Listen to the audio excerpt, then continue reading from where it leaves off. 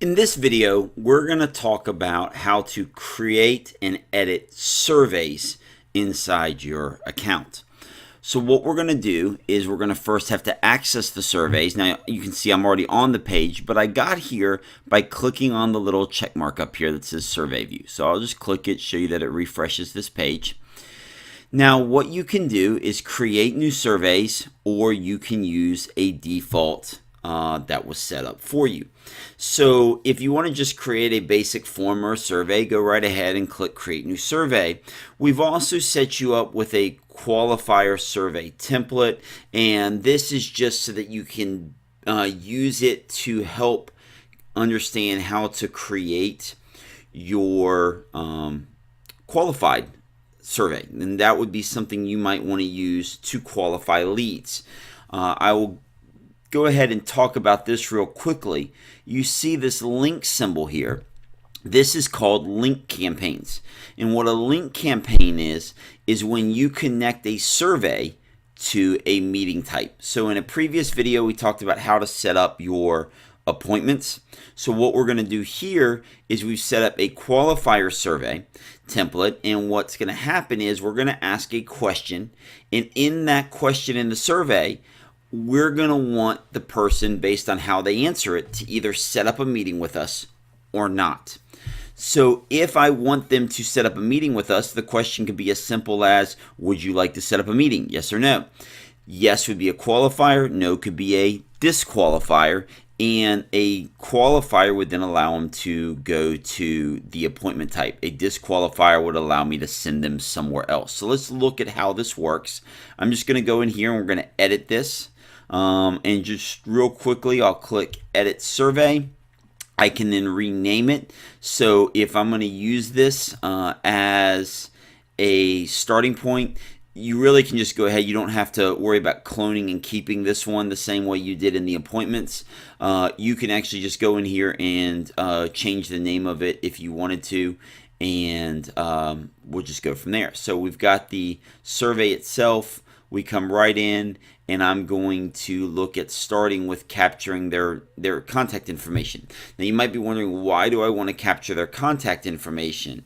And the biggest reason is if the person is a disqualified person, then you want to know that they at least filled it out, and even though they didn't want to set up a meeting with you, you might still want to be able to have their contact information.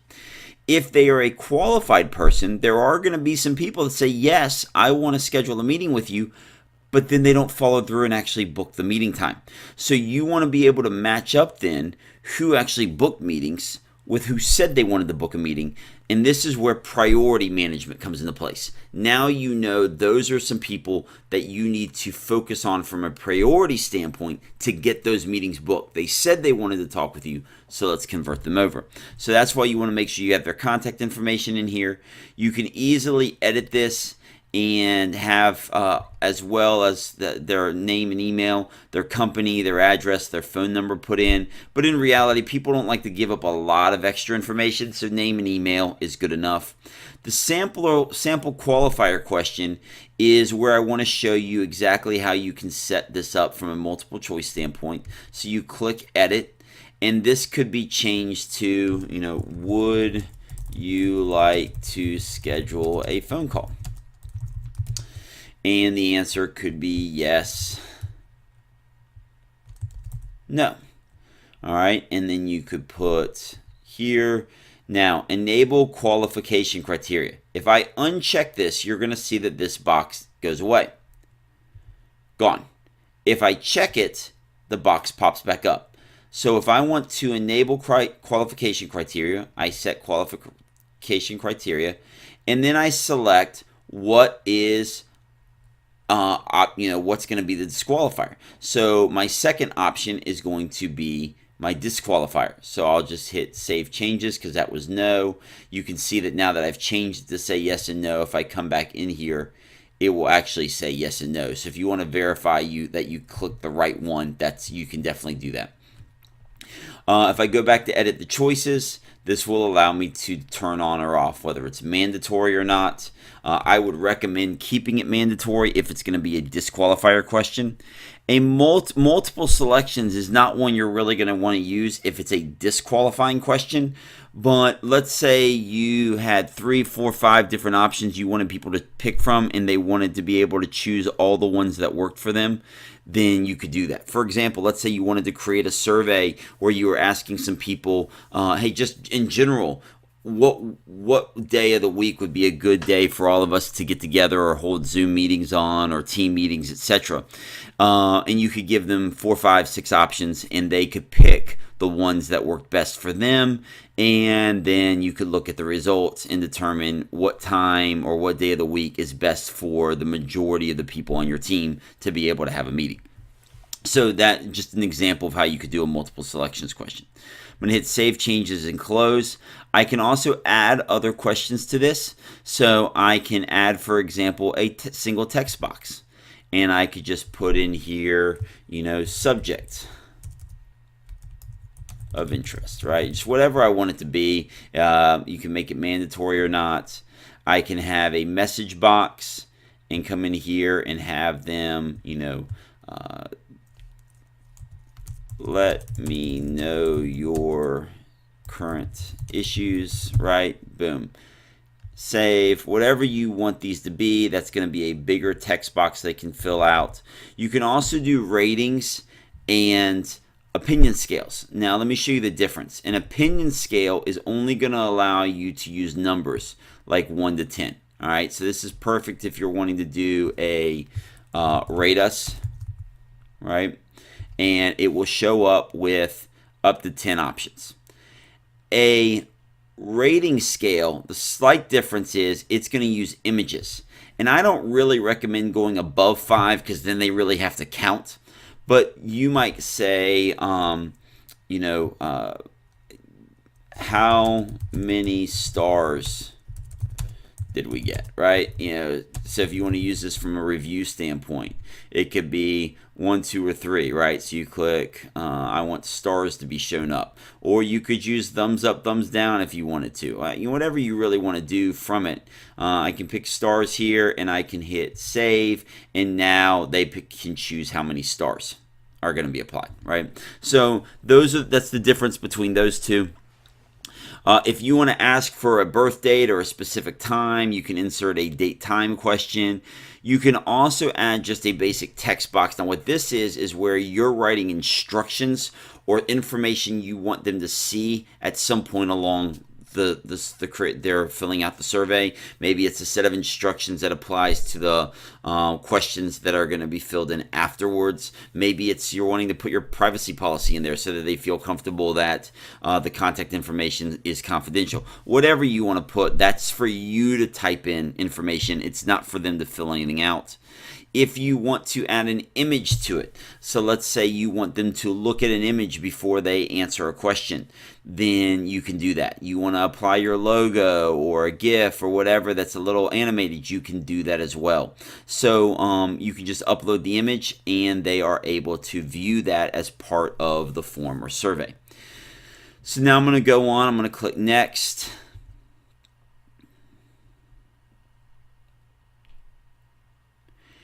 And what we're going to do here is be able to order the questions. So maybe you don't like the order that we have here. Maybe you want the phone call to go last, right? Then you just drag it down and you reorder it. Maybe you want the stars to go at the top. Whatever you want to do, you can do that. And there are 3 ways that your survey can be displayed, and I'll show you those in the add customization in just a second. But if you do want to reorder your questions, you do need to reorder it in all the ways you want to apply it. So if I want to also use the web survey, then I might want to make sure that I put the rate us all the way at the top, and I follow a similar pattern. I'm going to move the phone call down to the bottom. So you do have to reorder based on what you're wanting to use. Once you're done reordering your questions, you can hit next step, and this goes into the add customization feature. Now, this is where you have to really make a decision on how are you wanting your form to be used. If you want your form to be just kind of appearing like a form on a website where someone would scroll just straight down and look at it really just like you see here, that would be called an application survey. If you want it so that when they fill out an answer, the next one scrolls up, that would be your site survey. And a site survey is very similar to a web survey. The difference is on a web survey, the questions come in from left to right as opposed to from bottom to top. Now, I will tell you right now why we use the web survey the most. Web surveys use the most because it provides the most customization for you. We like that you can, this feature allows you to really customize the background of it, right, and make it its own landing page, whereas an application survey you might use because you're going to embed it inside your website, for example. On the web survey, the other big feature is the way that it scrolls in. Because the questions come in from left to right, they always stay at the same height. And this just goes based on browsers, and we've noticed that in using the site survey depending on how many multiple choice questions you have or how big your question field is, it could affect how the padding on the top bottom reacts when the person submits the answer to one question and moves to the next one. So the web survey is the one we like better than the site survey, but some people do like it just going up from the bottom up, and maybe their background is going to be a little more basic, and the site survey is just the feel that they like, and that's perfectly fine. So what I can do here with the application survey is I can add a header image if I wanted to, or a logo. I could also add a video up here above it, and I can add my footer code. For a web survey, the one that we use the most, that's the one I'm going to spend a little more time on here. If I click that, you're going to notice it's going to have the questions, and then there's a little paintbrush. Okay, so this is where you edit your design. I'm going to click on the paintbrush, and it's going to open up in a new tab. And I'm now going to be able to customize the look and feel of this. So I can change the colors, and I can change the way the backgrounds are used. I can change my font colors. I can make these be, blue if I wanted to. All right, and there's now my main font is blue. I can have my secondary font be black if I want to. All right, so now my secondary font is black. All right, the other thing I can do is I can upload a background image, and there's two ways of doing that. One is to upload an image, and I can click upload. All right, and I can find the image, and here's the demo one I've got. Well, during the account setup phase, we will actually create an image for you if you would like.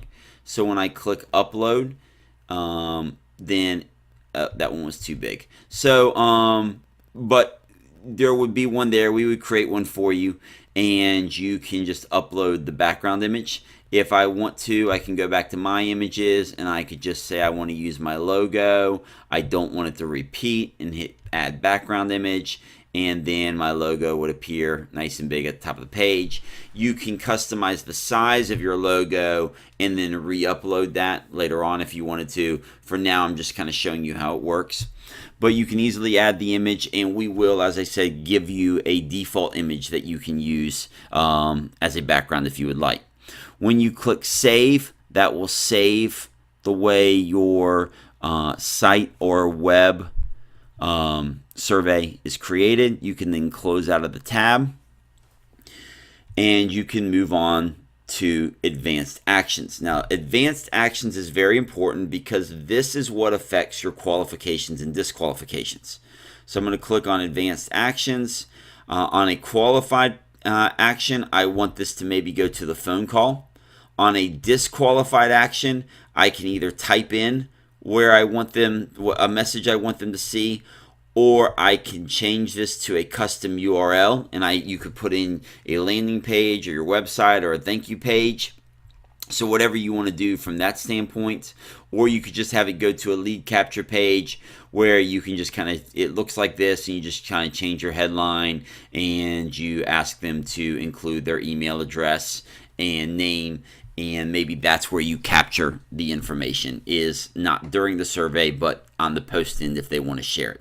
Your choice on how you want that to work, but that's how this feature would work. And you can change again qualified and disqualified what you want to have happen.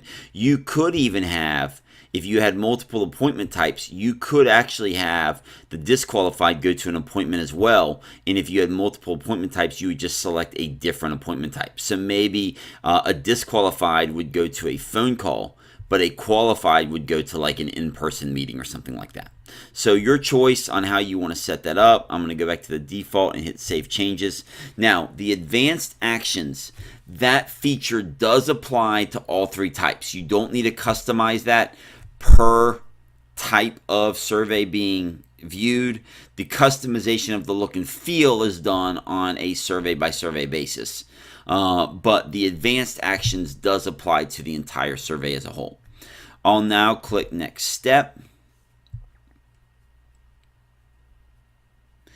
And I'll move on. Again, this is going to be related to Infusionsoft integrations if we set those up for you during the setup process. I'm going to hit Next Step, and now you can see the specific URLs dedicated to each type of survey. The web survey is the one that we use the most. That's the one our organization uses the most. But you can pick any three, whichever one you like, and play around with this and see the one that you want to use.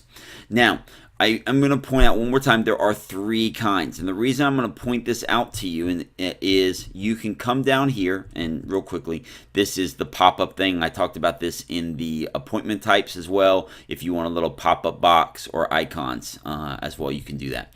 But when we go here and we go back out to viewing your surveys, you're going to see three survey links, and they go in order.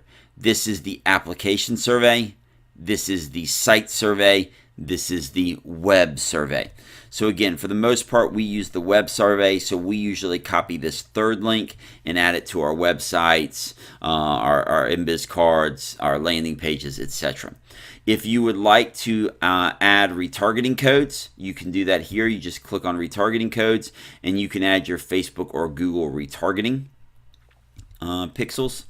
You can also view your survey statistics. So if you click on this, you're going to be able to view all the stats. Now, we don't really have any stats yet because we haven't had anybody fill it out. But when you do that, you're going to be able to view those and just kind of see everything that is a stat. You can see the individual responses as well as the group metrics for any questions that are like multiple choice and allow for actual data to be pulled. All right, if you have any questions about surveys, editing them or creating them, just reach out to our support team. We're happy to help you, and we will see you in another video.